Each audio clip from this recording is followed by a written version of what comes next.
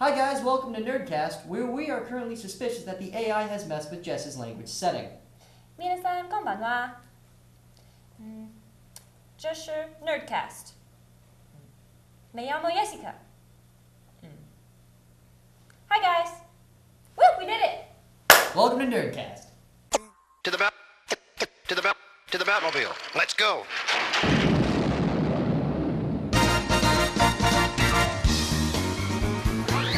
Atomic batteries to power. Turbines to speed. Roger. Ready to move out. Now that my language settings are fixed, we can do news and views. In English.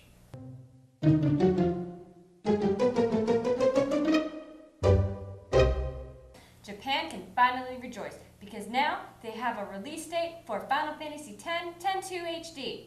They can re-enjoy the sounds of crow laughter beginning December 26th. However, if they want to forego the X2 due to the lack of crow laughter, they'll have to buy the Vita version. The PS3 games come bundled together, whereas on the Vita, they can be bought separately. Speaking of bundles, what you got there, Nintendo? Is it a puppy? No, but they do have new Wii U bundles announced. Nice. When can I buy one? Well, Mitch, you can't. At least not in the US. These are European bundles, but they'll be out just in time for the PS4 and Xbox One releases. There's a 32GB version that has both New Super Mario Bros. U and New Super Luigi U. Another comes with Wii Party U, Nintendo Land, and a Wii Remote Plus, but it's only 8GB. The final bundle has the same thing as the last one, just replace Wii Party U with Just Dance 2014. Dance party! Europe also managed to snag some PS4 bundles too. Yep, for an extra £50, gamers can pick up Killzone Shadowfall Special Edition or Watch Dogs. There's also a bundle that comes with Killzone and Drive Club, or they could always go for the third option that still has Killzone but also comes with an extra DualShock 4 and PS4 camera. So the only question left is, will any bundles be coming here to the States? The supernatural has long been a thing for TV producers. Shows like Buffy, Angel, other things Joss Whedon has done, and more recently Supernatural, have all been really popular with surprisingly a diverse audience. That being said, werewolves are also now a thing. Ever since Twilight, teenage girls have been swooning over guys who turn fuzzy once a month in hopes that they can link their cycles. So is it any wonder that MTV decided to take advantage of this? Teen Wolf, which first aired in 2011 on the former Music Television channel, shows the adventures and romances of a group of high school kids all dealing in their own ways with werewolves. The show centers on Scott, a once social outcast turned star lacrosse player who is a new werewolf. His on-again, off-again love of his life, Allison, comes from a long line of werewolf hunters, Stills. His best friend is the quirky sidekick who is head over heels with Lydia, Allison's best friend, and the only person who is immune to lycanthropy. And rounding out the cast is Derek, the angsty alpha wolf. There's also this guy, Jackson, but nobody likes him. Now, talking strictly production-wise, there's not a whole lot that's good about this show. I mean, the seasons are so short, so they do a pretty good job of staying on point, but the writing can be pretty hit or miss with cliches and no crap moments. Also, they have a very inconsistent timeline that jumps forward in huge leaps and bounds. There are several cases where one episode starts on a Saturday or something, and then the next scene is Wednesday, and you're like, I don't know. Season 1 and 2 had pretty basic plot arcs, and they took the whole season to explore, and thus they were able to develop characters, which, hey, that's great. But Season 3 tried to fit its whole story arc into the first half of the season, instead of taking the whole season, and you see a lot of characters suffering in their development departments. But some of the characters that have been created are so entertaining and connectable that you keep coming back for more. The world may have created 1,000 possibilities for awesomeness if the people behind it could do things like remembering what they've already written and not just leaving incredibly glaring plot holes all over the place like a minefield of bad writing decisions. That being said, there are some things that Teen Wolf does that are not only extremely well done, but also pretty brave. For example, they take a brave stance on homosexuality. One of the reoccurring characters, Danny, is gay and popular. He's an athlete, best friend of the lacrosse captain, and nobody cares that he's gay. It's just there. There's also Stills, who seems to be very curious about sexuality and honestly could be bi. Again, nobody really cares. Sexuality in general is handled very well in the show. Yes, you have teenagers running around having sex, but the producers stress safe sex and responsibility. So, go MTV! But this still doesn't make up for 16 and pregnant. Nothing does. Anyways, the real question about Teen Wolf as it relates to our month of Halloween is it a horror show? Well, what do you need to make a good horror story? Suspense, fear, surprise, mystery. Teen Wolf doesn't really have any of that, at least not as a whole. There are episodes that do. Like when they get locked in the school, or chased through the hotel, or the police station. That was pretty creepy. But generally, no. Teen Wolf is not horror. Yes, it has supernatural creatures, but that's not what makes a horror show. The unfortunate fact about Teen Wolf is that it's a teen drama, and the writers focus way too much on romance. There's no overall buildup of suspense for the characters, and they give away the mystery way too soon, so you're not surprised. And all that means is you're not afraid either. But part of what can make horror movies successful is that they give you time to see character moments that make you care about what happens to them, and that's a sign of strength for the show. Except for season 3. This is a character-driven show, and you know that from the beginning. You don't watch the show for the amazing storytelling, you watch it for the teenage character. It has a pretty hot cast, and they normally do walk around half naked. Teen Wolf is not an amazing show, but it's a good show. It's okay. If they could tighten up the writing, it might even be a great show. But hey, they get props for being a show about werewolves that doesn't include a sparkling fairy. Facebook is like that friend from long ago that you avoid because they know all your embarrassing secrets from the past and aren't afraid of sharing. Well, as much as you may try to avoid them, they want everyone to know you. Facebook is planning on removing the feature to not show up in search results outside of their site. Say what? Yep, people will be able to Google your name and see wall posts from after this feature is removed. You can avoid having all your info spread out over the internet if you pay attention to the privacy settings and make sure your posts aren't shared as public. I don't know why they have to be so difficult. So hey, has everyone been watching Agents of S.H.I.E.L.D.? Well, apparently, because they just got signed for a full season, which is really cool because the US military, in all their shutdown glory, has confirmed a real-life Iron Man suit. While it may not look exactly like the iconic suit, the principle is still the same. Complete with onboard computer and life support functions, the wearer of the suit is supposed to be able to walk through a stream of bullets unscathed. I want to try it. Hey, iOS users, we have a really special treat for you. Have you ever heard of a little game called Costume Quest? From the imagination of Double Fine Productions comes Costume Quest, an epic Halloween adventure. Explore creepy locations, crawling with monsters as you recruit your own pack of costumed heroes.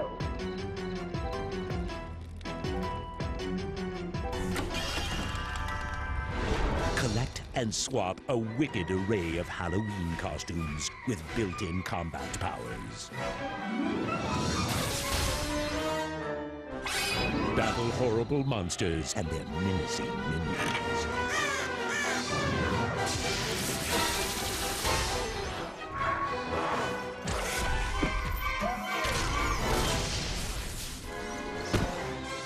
Well, if you haven't, now's a good time because it's available in the App Store. Man, did I love getting to play through this game. Only a few hours long, and it sets you up for trick-or-treating. It's also available for Xbox, PlayStation, and PC. Rain is another one of those indie games that was low on budget, but big on ideas. When a boy wakes from his sickbed to find the silhouette of an invisible girl running through the rain, he sets off to help her, and becomes invisible himself.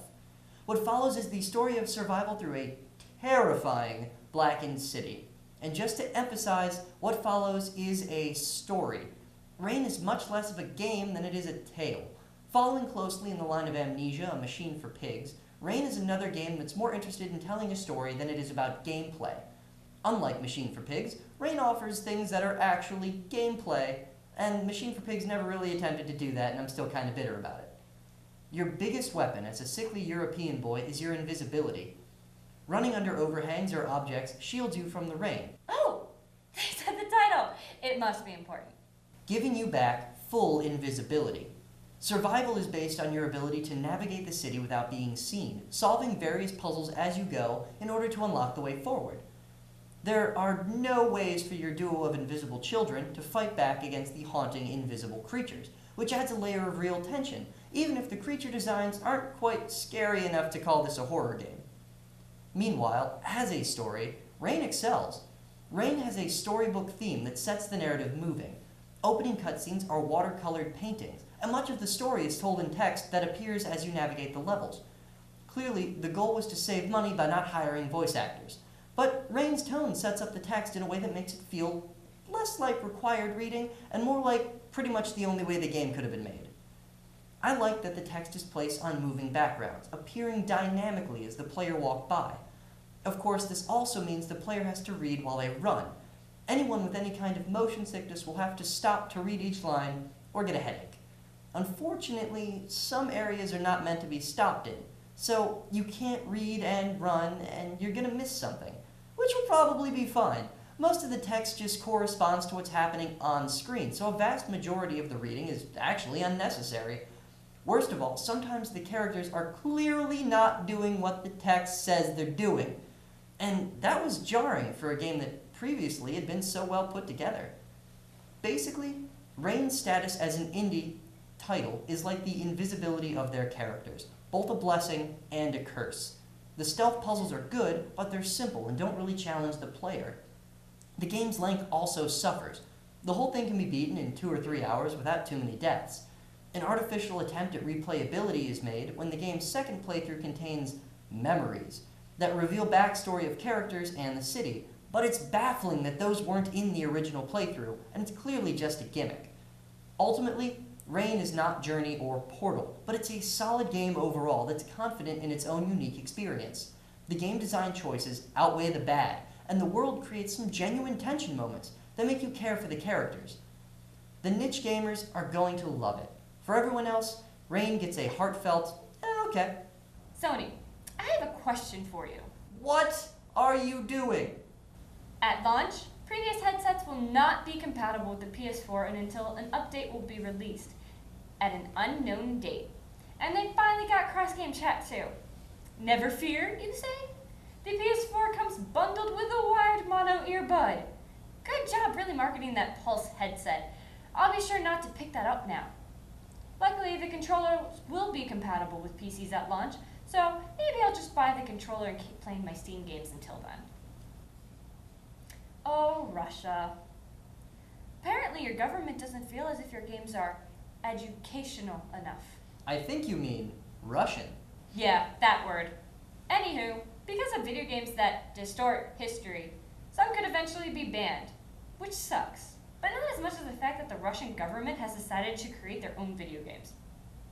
What could possibly go wrong with it? First it was curved OLED TVs, and now it's a curved phone. I present to you the Samsung Galaxy Round. It does this. What you just saw was a 5.7-inch curved AMOLED screen that has so far only been launched in Korea. And, in case you're wondering, its specs are comparable to that of the Galaxy Note 3. Due to this shiny new toy that I must have, LG is also in development of a flexible display. No idea what that means, people. Square Enix is trying to be seen. Somewhere between Kickstarter and Greenlight, they've announced the Collective. Basically, indie devs get feedback from the community, and if enough gamers like the concept, good old Square will use some unknown process to determine if a studio has the means to make the game and how much it will cost to do so. The game is then forwarded to Indiegogo for crowdfunding. Square even plans to allow some devs to work on some of their older IPs, but none specifically have been announced. Time for more superhero adventures in Comic Crash!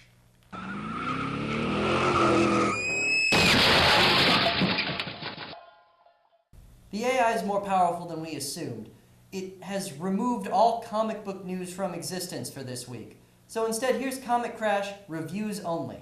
Alright, we're going around the world trying to figure out how to stop the AI, but I still wanted to be able to do Comic Crash, so I'm reporting in here from somewhere in the middle of the Amazon jungle. I kind of lost, but that's not a problem right now that you need to worry about. Here's Comic Crash. Hinterkind #1 is one of the new wave of Vertigo series coming out of DC, and one with an extraordinarily beautiful cover. The world built here is somewhat familiar kind of setting with top-notch execution in a mostly post-human world where nature has taken over. The first issue offers a lot of surprising twists. You keep thinking you know what kind of world it's building, and every few pages it throws you for a different loop, and it results in quite a promising start, as it keeps catching you off guard. 8 out of 10. Mighty Avengers #2, the comedy is still top-notch in short bursts, but well-balanced with everything else. There's still not a whole lot done to justify this series in an ongoing aspect, but in the midst of Infinity, it's really solid. And seriously, an old woman throwing a brick at an alien general before chanting "Avengers Assemble," there's nothing not great about that. But 7.5 out of 10. Thunderbolts has been a really entertaining series since Charles Soule took over. He knows how to play these psychos off each other for perfect comedy. Issue 16 came out, the running gag of Deadpool being mistaken for Spider-Man gets old quick, but the entire idea that in the midst of a massive alien invasion, the Punisher is still 100% focused on his mission to eliminate the Dons is just kind of amusing in and of itself. The art is really dynamic, but it's kind of simplistic, so I can get a lot of people not enjoying that, but it's fun. 7 out of 10. Savage Wolverine #9. I haven't been reading the first 8 issues, but each arc has a new creative team, and so this one, look at that cover, I had to pick it up. Jockson has been making superb covers for Wolverine Max, and now he's doing the covers and interior art for Savage Wolverine. His style is rough and jagged, but it works wonders for the character and the setting. This issue breezes by, feeling a bit short, but it's pretty awesome. 8 out of 10. All New X-Men #17 is the moment in Battle of the Atom I've been waiting for, where things truly begin to get interesting. This, of course, comes with the added level of confusion, as what began as X-Men from 3 different times has become 5 separate teams of X-Men, still from 3 different time periods, including 4 versions of Iceman somehow. Despite the confusion, this is the first issue of an event that makes it feel worth it. 8.5 out of 10. There were new issues of Bedlam, Morning Glories, and Lazarus this week, and yes, they were all absolutely amazing and perfect scores all around. Image, I love you, don't change a thing. And yet, my pick of the week this week was the beginning of the new miniseries, Marvel Knights Spider-Man #1. This is not just a comic to read if you miss Peter Parker. This is the beginning of one of the most amazing Spider-Man stories I've seen in my life.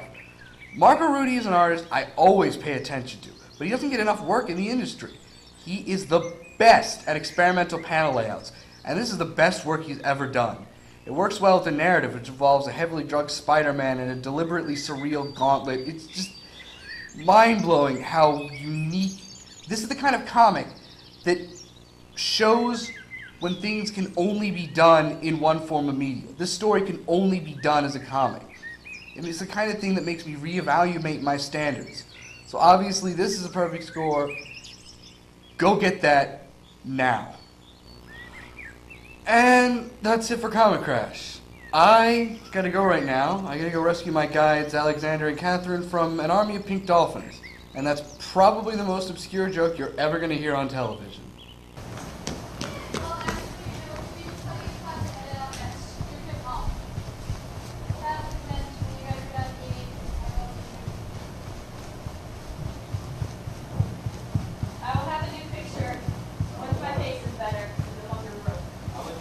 Ladies and gentlemen, Halloween is about wearing costumes, being scary, wearing costumes, and repetition. Now for Good Bad Random about costumes.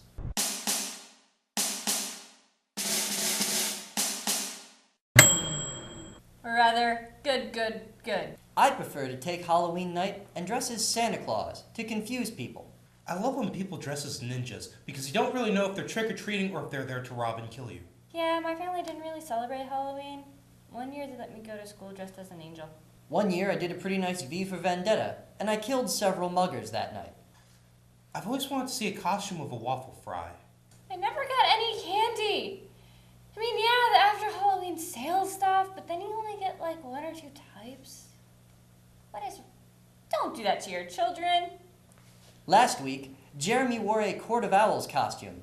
So this year for Halloween, I'm going as Jeremy. That's a great idea. We still haven't found Jeremy yet. Now I want some candy. Hey, do we have any Starbursts? Skittles? Snickers? I'll take M&Ms at this point. Oh, hey, Bill. How'jo 부진? Hisashiburi.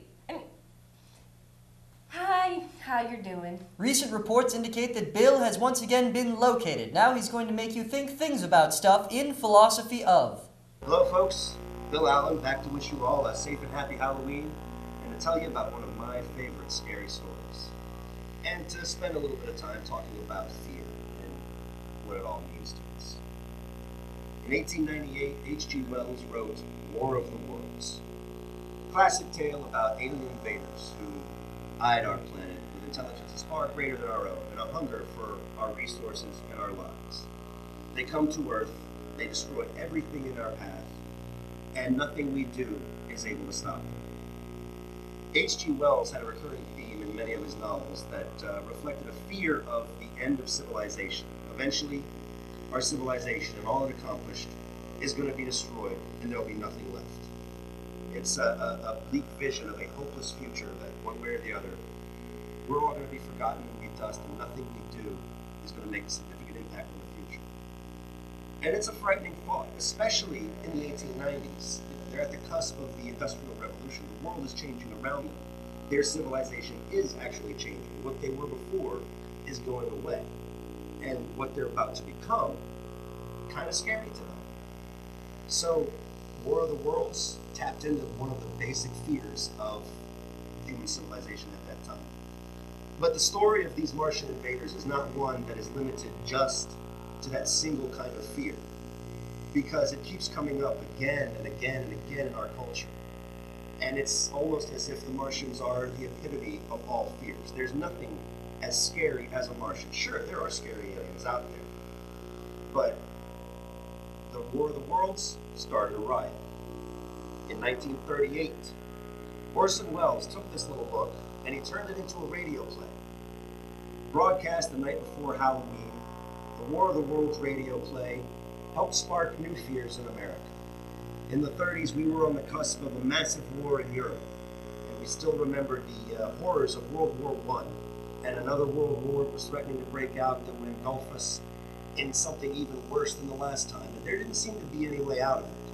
So when Orson Welles goes on the radio and puts out these news broadcasts and says, we're being invaded, we are at war, we are being destroyed, people actually panicked. The 911 operators in New York were flooded, and they had to shut down for a while because so many people were calling in, worried the city was being destroyed. There was rioting, there were shots fired in New Jersey as people formed mobs and went out hunting for aliens or just fending for themselves in a world they thought was on the brink of disaster. Once again, the War of the Worlds tapped into some of the fears that reflected the society of that time. And even then, it still wasn't done. In 1953, George Powell made the color adaptation film of War of the Worlds. And in this film, the fear is about the communist menace. They're right around the corner. Their technology could even be surpassing ours. They could beat us into space. So here's this story about a bunch of people from space. Their technology ahead of us. The best America has to offer isn't enough. Not even our nuclear bombs, the most devastating and frightening weapon we had, was enough to stop them. So again, this is a film that managed to tap into what people were afraid of at the time. And it still wasn't done. The 1980s saw a television series spun off from the War of the Worlds film, in which the aliens who survived the 1953 film, they didn't die, they went into comas. And now they're alive, and they're taking people, carving them up, and wearing them like environmental suits. In the 80s, there was an identity crisis as people were trying to define who they are and what they stood for. And there were these sinister undertones present in this film about who we are. That's the question. Are we who we are? Are we still human? Who can you trust all around you? With the Cold War reaching new heights in the 1980s, the fear that no one around you could be trusted, that anyone could be a spy, anyone could be something else under the surface than what they seemed. The show was unsettling in many ways and caused a lot of panic for a lot of people.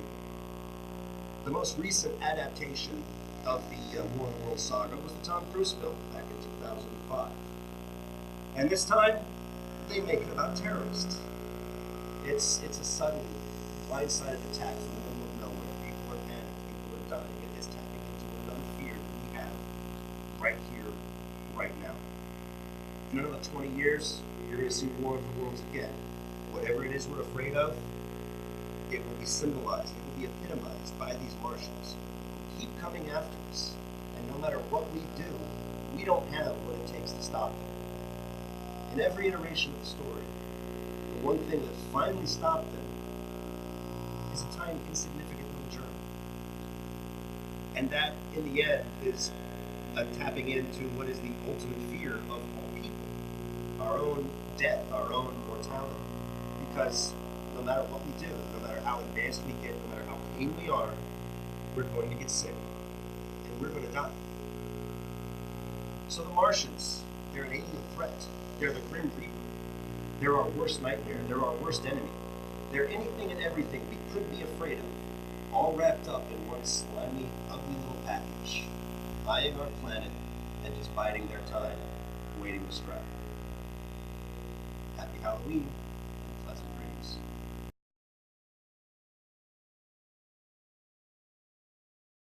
This is Nerdcast. Well, since you're watching the show already, I'm going to assume that you like the show. Remember to catch us every Monday night at 9. Hope to see you next week.